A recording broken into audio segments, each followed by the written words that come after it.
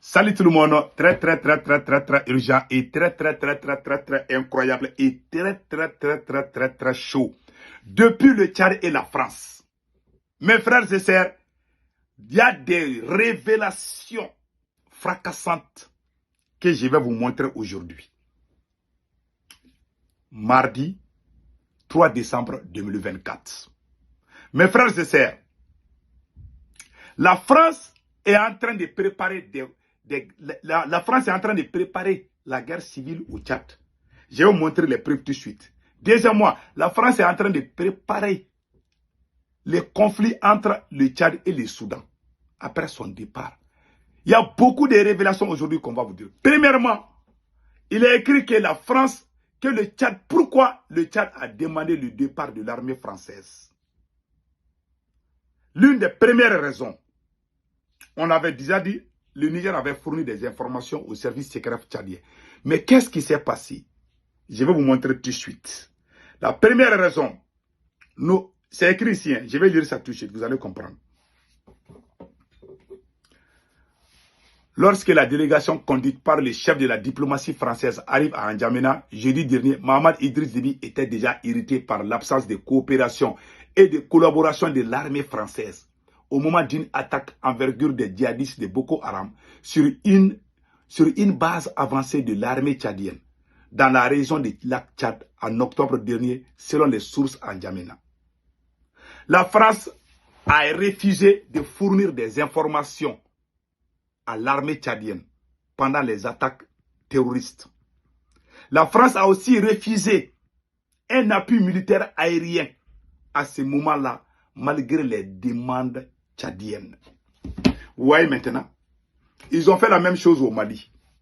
Je vous dis, ces gens n'ont pas pitié. Le Tchad a demandé l'appui aérien. La France a refusé. Au moment de l'attaque de Boko Haram, les soldats tchadiens qui étaient avec les soldats français ont tous disparu tout d'un coup. Et après, on les a vus encore. L'armée française était là en train de prendre du café à côté de leur avion. Ils ont refusé les appuis aériens. Ils ont refusé de se mettre ensemble pour combattre Boko Haram. Le Tchad a demandé à la France, pardon, il faut nous aider. Ils ont refusé. Les terroristes de Boko Haram sont rentrés. Ils ont tué beaucoup de soldats tchadiens sous les yeux de la France. C'est ce qui est écrit. Hein. Je n'ai pas encore fini. Donc, nos sources tchadiennes elles-mêmes dénoncent l'arrogance des Français. Jean-Noël Barrot aurait insisté sur la question soudanaise. Voilà. L'une des raisons, c'est le refus de la France. Vous dites que nous sommes comment on appelle là, nous sommes ensemble pour lutter contre le terrorisme. Les terroristes viennent, ils attaquent l'armée tchadienne, la France ne riposte pas. La France n'a rien fait. Au contraire, la France a disparu à un moment donné et après on l'a revue. Et deuxièmement, qu'est-ce que la France est en train de préparer aujourd'hui? Puisque le Tchad a demandé le départ de l'armée française, voilà ce que la France est en train de préparer contre le Tchad. Écoutez ça très bien.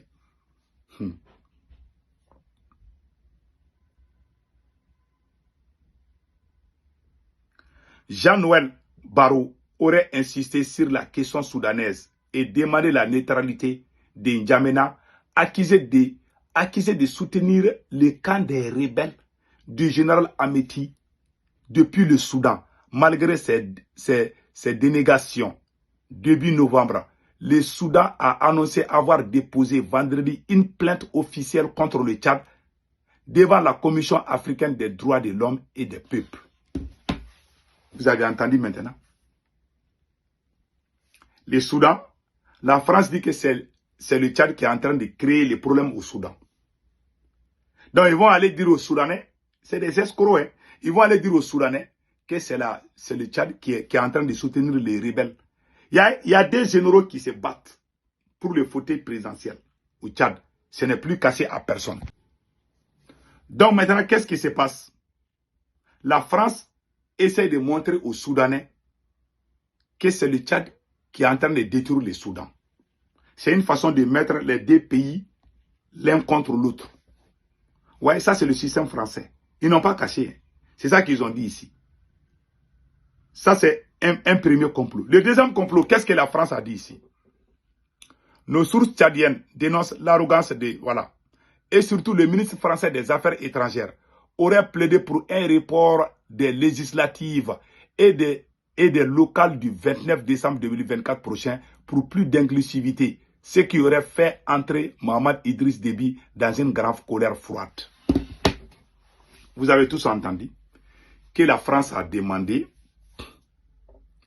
au président, son Excellence Mohamed Idriss Déby, de ne pas organiser les élections législatives, de faire l'inclusivité, c'est-à-dire mettre des politiciens dedans. Comme ça, si les politiciens ont la majorité, alors ils vont faire fatiguer le président tchadien. Parce que le président tchadien ne croit plus à l'armée française. Il ne croit plus. Hein. Il a des informations, comme les pays de l'AES, que c'est la France elle-même qui est derrière les terroristes. Donc lui, il ne peut pas accepter ça. Même si c'est la France qui l'a mis au pouvoir, il dit aujourd'hui qu'il n'est pas d'accord avec la France. Maintenant, on est en train de planifier. On veut créer d'abord la déstabilisation au sein du Tchad. La France veut dire aux politiciens tchadiens, les élections qui viennent là, il ne faut pas accepter. C'est Mohamed Idriss Déby qui veut prendre le pouvoir à lui seul. La France a quel droit de dire au président tchadien de reporter les élections législatives au Tchad? Est-ce que le Tchad appartient à la France? Non. Ça, c'est l'ingérence totale. Et deuxièmement, revenons là où la France a refusé d'aider l'armée tchadienne. Je vous dis, en 2013, quand la France a intervenu au Mali, la France a fait le même jeu contre l'armée française. La France est allée à Kidal sans l'armée française. La France a amené les terroristes depuis Ouagadougou chez Blaise Compaoré pour les... La France n'a pas tué les terroristes. La France a juste fait semblant de venir aider le Mali. Ils ont libéré Tombouctou Gao. Arrivé à Kidal, la France a dit à l'armée malienne d'attendre. Et ils vont rentrer d'abord. C'est comme si tu appelles quelqu'un de venir t'aider à nettoyer ta maison. Arrivé à la cuisine, l'étranger te dit non, toi tu ne dois pas rentrer dans ta cuisine. La cuisine que toi-même tu as construite là. Quelqu'un te dit de ne pas rentrer dedans. Ça veut dire que la personne n'est pas honnête. C'est ça que la France a fait au Mali en 2013. La France est rentrée à Kidal sans l'armée malienne. Et la même France a dit, ok, vous vous attendez à la porte. Après, la France est venue, non, on a peur, si l'armée malienne rentre, que l'armée va tuer les Touaregs. Ils ont mis ça dans la tête. Il y a même des politiciens maliens qui ont dit que oui, la France a raison, hein, oui, ça, nous sommes des Maliens, on est tellement fâchés là. Ils ont essayé de mettre ça dans la tête des Maliens. Moi, je me suis opposé. Ils m'ont traité de terroristes, ils m'ont insulté. J'ai dit, ça là, ça, ça, il n'y a pas plus connerie que ça. Je n'ai jamais accepté. Le jour que la France a mis le pied au Mali, là, j'ai dit que la France n'est pas venue nous aider. Il y a des gens qui m'ont insulté. Il y a des gens même ici à New York qui ont dit qu'ils vont porter plainte contre moi, que moi je suis un terroriste, que je suis contre la France, alors que la France combat les terroristes. On m'a même interdit dans certaines mosquées. Voilà. On m'a interdit que moi je ne suis pas honnête. Que Dieu a dit d'être reconnaissant, que la France est venue nous libérer, que toi, politologue là, tu te mets contre la France. Ils m'ont tellement insulté là. Et Dieu est grand, oui. Là, là. Aujourd'hui, ces mêmes personnes ne peuvent même pas me regarder les yeux. Moi, quand je vois la vérité là, je ne recule pas. Maintenant, alors allons-y. Qu'est-ce que la France nous a fait en 2013? Quand la France a amené les terroristes à Kidal, ils les ont armés là-bas. C'est là-bas qu'ils ont fabriqué Amadou Koufa. Pour déstabiliser non seulement le Mali, mais le Burkina Faso et le Niger. Je vais vous dire une chose. Vous avez vu que la France a refusé d'aider l'armée tchadienne, n'est-ce pas? Vous avez vu ça? La France a fait la même chose au Mali. Le président Assimi Goïta a l'habitude de parler de ça. Je n'ai pas la vidéo là, mais je m'excuse. Dans les prochaines émissions, je vais vous montrer. Le président Assimi Goïta a dit que les terroristes étaient en train de tuer les populations civiles. Le président Assimi Goïta l'a dit. Que pendant que les terroristes étaient en train de... Lui, il était au front. Le président Assimi Goïta était au front. Le président Assimi a dit que lui, il était au front. Que pendant que les terroristes étaient en train de tuer la population civile, et ils ont demandé à ce qu'on leur donne, parce que le Mali n'avait pas d'avion de de transport des troupes, que la force onusienne a refusé. L'armée française a refusé de leur donner les avions. Pendant qu'ils étaient en train de tuer, ils ont fait la même chose. Ces gens, les gens qui disent qu'ils aiment la France là, hey, j'ai envie de les manger. Wallahi, nous on a subi tellement de pertes au Mali. Les terroristes sont venus tuer tout un village. Le président Assimi Goïta a dit ça. Assimi était au front avec ses camarades d'armes. Le président même a dit, mais je vais chercher la vidéo, je vais vous envoyer. Assimi Goïta dit que au moment où j'étais en train de tuer les gens, et ils ont crié, ils ont dit, pardon, il faut nous aider, on veut libérer notre pays. Qui dit, non, non, non. Nous, on avait un vieil avion là, que l'armée malienne voulait prendre un avion. Il dit, ah, si vous prenez l'avion là, quel avion là va tomber? Ça veut dire que quand on va prendre l'avion, ils vont tirer sur l'avion. Non seulement ils sont là pour nous aider, ils ont refusé d'aider le Mali. Au moment où on tuait les gens, la population civile, ni la France, ni la force onusienne n'est intervenue. L'armée malienne va intervenir, on dit que c'est dangereux. La France a dit non, non, non, c'est dangereux, il ne faut pas partir. Le capitaine Ibrahim Traoré a dit la même chose. Je vais chercher, j'aurais voulu amener des vidéos, mais ne vous inquiétez pas. Je vais vous amener toutes ces vidéos-là. Les gens qui veulent là. Il y a le capitaine Ibrahim Traoré. Le capitaine Ibrahim Traoré était au Mali, dans le cadre des forces onusiennes, à Tombouctou. Le capitaine a dit beaucoup de choses. Je pense que ça est sur YouTube dans quelques... Mais je vais chercher les vidéos là. C'est la même chose que la France a fait au Tchad. Je vous dis, moi j'ai parlé. J'ai des amis militaires au Mali. Ils m'ont appelé un jour en 2015. Ils disent qu'ils voient les terroristes. Ils sont en grand nombre en moto. Que la France interdit l'armée malienne de tirer sur les terroristes. Ils se baladaient. Les terroristes venaient dans les marchés. Tout le monde sait que c'est des terroristes, mais personne n'a le droit de les toucher. Personne n'avait le droit de les toucher au moment que la France était présente. Mais c'est grave. C'est très grave. Et après quelques heures, ils vont aller brûler des villages. Et la France va dire, ah, nous on n'a pas vu, ils sont où là? Et le lendemain, on les voit, les mêmes personnes, les mêmes terroristes, en train de se promener en moto. Et puis, ils se filmaient. Quand la France était là, les terroristes étaient tellement rassurés, ils se promenaient, hein. Ils venaient même dans nos marchés. Je vous jure, à demander aux Maliens. Moi, quand je vois les gens dire que ça, la France, on doit les casser les dents. Tout individu qui parle de la France, on doit les casser les dents. Je vais vous montrer une vidéo. Je suis tellement fâché là quand je vois ça.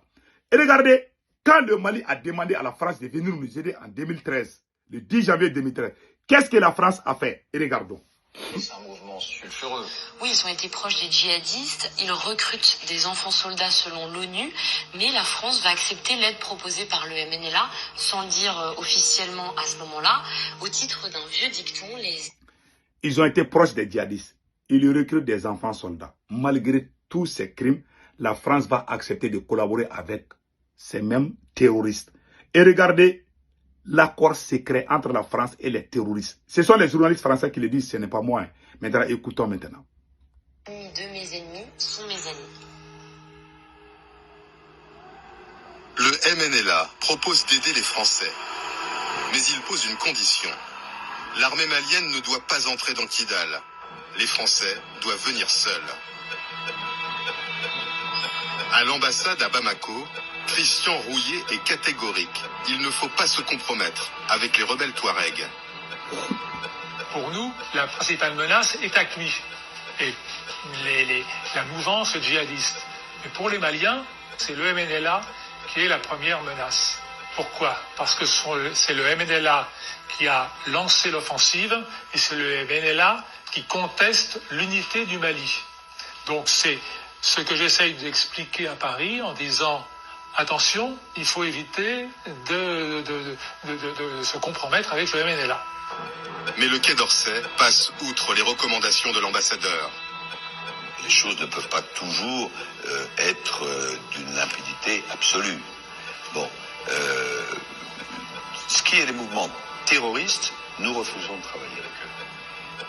Mais il y a des personnes qui sont dans une situation un peu intermédiaire, et là, le rôle de nos services, c'est d'essayer de les amener du bon côté. Quelques semaines après la reprise de Kidal, l'ambassadeur Christian Rouillet, qui s'est publiquement opposé à la collaboration avec les rebelles Touaregs, sera démis de ses fonctions. Vous avez vu? C'est l'ambassadeur qui a essayé de parler avec la France.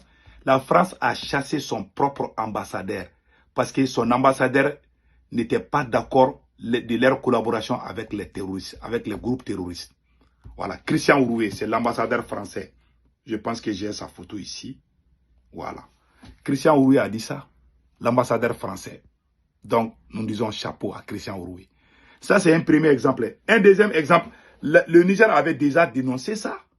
Écoutons cela. Écoutons, c'est très important. Nous appelons par ailleurs nos frères tchadiens à plus de vigilance car au moment où les chefs militaires français versent des larmes de crocodile à leur côté, une équipe des forces spéciales françaises est en discussion avec une délégation du groupe terroriste Boko Haram sur une île du lac Tchad en territoire d'un pays de la force multinationale mixte.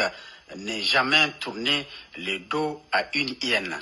Le 13 novembre 2024, un navire français du nom de Fa Dixmude a quitté le Cameroun pour le Bénin dans le cadre d'un exercice militaire. Les réelles missions de ce navire seraient de fournir du matériel au Boko Haram clan Bakura, comme convenu. Vous avez vu maintenant? Ce sont des exemples. Donc, la France, le dernier plan de la France, c'est de mettre en conflit le Tchad et le Soudan. C'est de dire aux Soudanais, ah, ce sont les Tchadiens qui sont en train de déstabiliser le Soudan.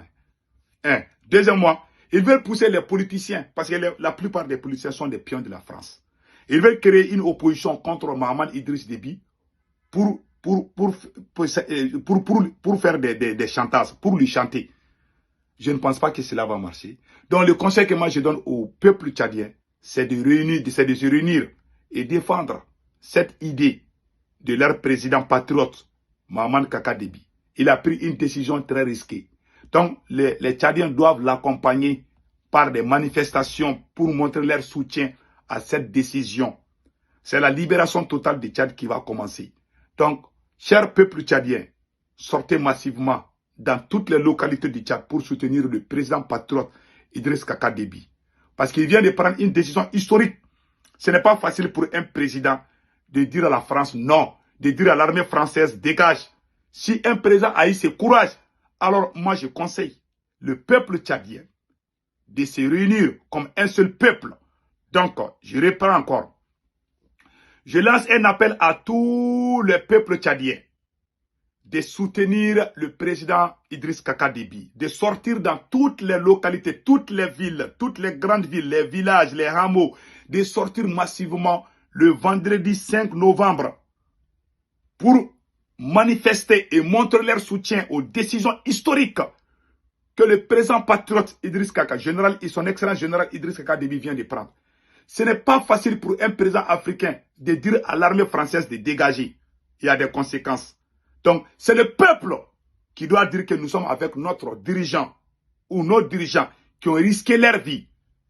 Donc, nous demandons, nous supplions les Tchadiens de ne plus se taire, de sortir dans toutes les villes, toutes les localités du Tchad pour faire des rassemblements de soutien à la transition tchadienne, au président tchadien.